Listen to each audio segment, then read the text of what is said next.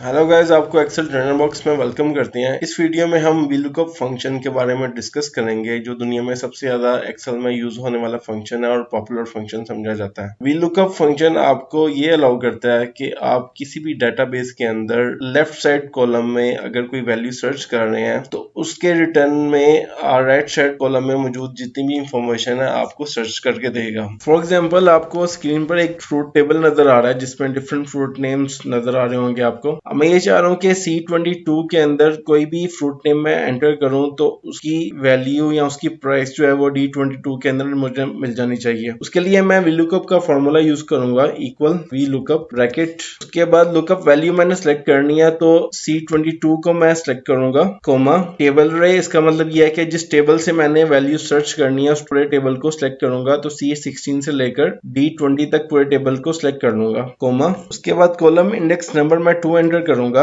Lookup value वाला column जो है वो हमेशा फर्स्ट कंसीडर होगा। उसके बाद अगला कॉलम जो है जिसमें मैंने अमाउंट सर्च करनी है वो 2 कंसीडर होगा। उसके बाद फिर आप कोमा प्रेस करेंगे। अब मैंने अगर अपनी कंडीशन को एग्जैक्टली मैच करना है तो उसके लिए मैं फॉल्स लिखूंगा। अगर आपने अप्रोक्सीमेट मैच करना है तो आप ट्रू एंटर कर सकते हैं, लेकिन मैं अपनी वैल्यू को एग्जैक्टली मैच करना चाह रहा हूं तो उसके लिए फॉल्स लिखकर मैं ब्रैकेट को क्लोज कर दूंगा। उसके बाद मैं एंटर प्रेस करूंगा। आप देखेंगे जैसे मैंने एंटर प्रेस किया तो यहाँ पर एप्पल्स की प्राइस आपको 50 लिखी नजर आ रही है, जो कि ऊपर वाले टेबल में भी सेम यही प्राइस है। अब अगर मैं एप्पल की जगह यहाँ पर मैं ऑरेंजेस सेलेक्ट करता हूँ तो उसकी आपको प्राइस 20 मिल जाएगी, जो कि ऊपर वाले टेबल में भी आपको यही प्राइस मिलेगी। सेम इसी तरह मैं लेमन्स को सिलेक्ट करता हूँ तो उसकी प्राइस आपको 40 नजर आ जाएगी। VLOOKUP फंक्शन यूज करने का दूसरा मेथड ये है कि आप हेडर में जाकर फार्मूला टैब में जाएंगे और इसमें इंसर्ट फंक्शन में क्लिक करेंगे। एक छोटी सी विंडो आपके सामने आ जाएगी। इसमें आपने सिलेक्ट फंक्शन में VLOOKUP को सिलेक्ट करना है और ओके पे क्लिक कर देना। जैसे ही आप ओके पे क्लिक करेंगे तो एक दूसरी विंडो आपके सामने आ जाएगी। इसमें 4 ऑप्शंस आपके सामने हैं। सबसे पहले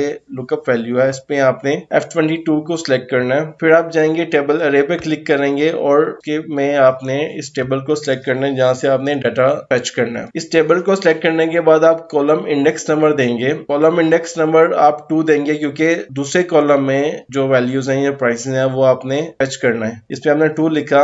रेंज अप लुकअप में आपने लॉजिकल वैल्यू देनी है ट्रू और फॉल्स। अगर आपने एग्जैक्टली वैल्यू मैच करनी है तो यहाँ पर आप फॉल्स का ऑप्शन सिलेक्ट करेंगे और उसके बाद ओके पे क्लिक कर देंगे। जैसे आप ओके पे क्लिक करेंगे आप देखेंगे यहाँ पर G22 में चिकन की प्राइस आपको नजर आ जाएगी। अगर मैं यहाँ पर चिकन की जगह मटन सिलेक्ट करता हूँ तो आपको मटन की प्राइस यहाँ पर नजर आ जाएगी, जो कि ऊपर वाले टेबल में भी सेम एग्जैक्टली यही है। सम टाइम जब आप VLOOKUP का फॉर्मूला यूज करते हैं तो आपको एक एरर सी होता है #N/A यानी नॉट एप्लीकेबल का। इसका मतलब ये है कि जो वैल्यू आप उस डाटा टेबल में सर्च कर रहे हैं VLOOKUP के जरिए वो वैल्यू उस डाटा टेबल में मौजूद नहीं है। और अगर आप उस एरर को हाइड करना चाहते हैं तो आप सिंपली इफ स्टेटमेंट के जरिए उस एरर को ब्लैंक कर सकते हैं या जीरो कर सकते हैं। फॉर एग्जाम्पल D43 में मैं VLOOKUP का फॉर्मूला यूज करूंगा, इक्वल VLOOKUP ब्रैकेट। उसके बाद लुकअप वैल्यू को सिलेक्ट करूंगा जो कि C43 है, कोमा। उसके बाद मैं टेबल रे को सिलेक्ट करूंगा,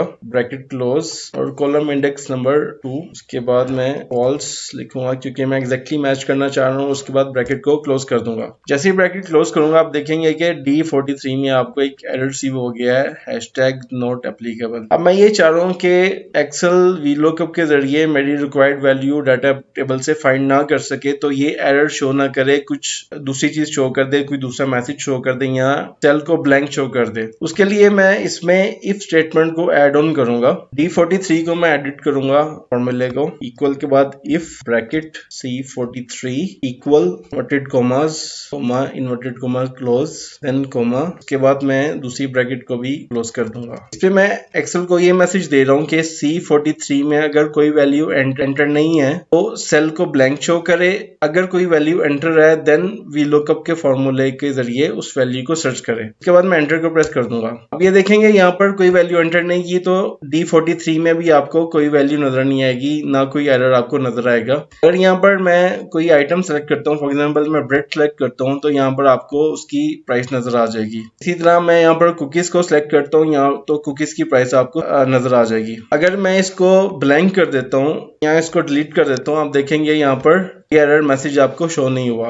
एरर रिमूव करने का एक दूसरा मेथड भी है कि आप इफ एरर स्टेटमेंट के जरिए उस एरर को रिमूव कर सकते हैं या उस सेल को ब्लैंक शो कर सकते हैं या थर्डली उसमें कोई मैसेज शो कर सकते हैं। फॉर एग्जांपल G43 में मैं VLOOKUP का फॉर्मूला यूज करूंगा, ब्रैकेट के बाद मैं F43 को सिलेक्ट करूंगा, कोमा, टेबल को सिलेक्ट करूंगा, comma, column index number 2, comma, false क्योंकि मैं एग्जैक्टली मैच करना चाह रहा हूँ, और ब्रैकेट को क्लोज कर दूंगा। आप ये देखेंगे यहाँ पर F43 में पेस्ट्री है, तो पेस्ट्री आपको ऊपर वाले टेबल में नजर नहीं आ रही, तो जिसकी वजह से एक्सेल ने इस चीज को फाइंड आउट नहीं किया डाटा टेबल में, तो आपको एरर दे दिया। अब मैं ये चाह रहा हूँ कि इस एरर की बजाय मुझे मैसेज रिसीव हो जाए कि आइटम नॉट फाउंड का, या इस एरर की जगह आपको ब्लैंक सेल नजर आ जाए। तो उसके लिए मैं क्या करूंगा, इफ एरर का फॉर्मूला यूज करूंगा। सिंपली मैं फॉर्मूले को एडिट करता हूँ, इफ एरर ब्रैकेट, उसके बाद VLOOKUP का फॉर्मूला आ जाएगा, देन ब्रैकेट क्लोज VLOOKUP वाले फॉर्मूले की, उसके बाद कोमा। और अगर एरर रिसीव होता है तो क्या मैसेज एंटर हो, फॉर एग्जांपल मैं ये चाह रहा हूँ कि ब्लैंक सेल आ जाए अगर कोई एरर आता है, तो मैं क्या करूंगा, simply inverted commas open and close, bracket close, और इसके बाद मैं एंटर प्रेस कर दूंगा। अब देखेंगे यहाँ पर कोई एरर अवेलेबल नहीं है, ब्लैंक सेल आ गया। अब पेस्ट्री की जगह मैं ब्रेड सेलेक्ट करता हूँ या डोनट सेलेक्ट करता हूँ, तो आपको उसकी प्राइस यहाँ पे मिल जाएगी। सेम इसी तरह यहाँ पर मैं केक्स को सिलेक्ट करता हूँ, तो आपको उसकी प्राइस मिल जाएगी। लेकिन जब यहाँ पर मैं पेस्ट्री या कोई दूसरी चीज एंटर करता हूँ, for example pastry he enter करता हूँ, तो आपको यहाँ पर कोई मैसेज नहीं आएगा। अब यहाँ पर मैं ये चाह रहा हूँ कि ब्लैंक सेल की बजाय आपको कोई मैसेज रिसीव हो जाए नोट फाउंड का या आइटम नोट फाउंड का, तो मैं इन्वर्टेड कॉमास के अंदर मैसेज लिख देता हूँ, आइटम नोट फाउंड, उसके बाद मैं एंटर प्रेस कर दूंगा। आप देखें यहाँ पर मैं ब्रेड को या कुकीज को सिलेक्ट करता हूँ, उसकी प्राइस आ जाएगी, या केक्स को सिलेक्ट करता हूँ, उसकी प्राइस आ जाएगी, या तीसरे नंबर पर पाइस को सिलेक्ट करता हूँ, उसकी प्राइस आ जाएगी। लेकिन जैसे ही मैं यहाँ पर कोई दूसरी चीज एंटर करता हूँ, पेस्ट्री को,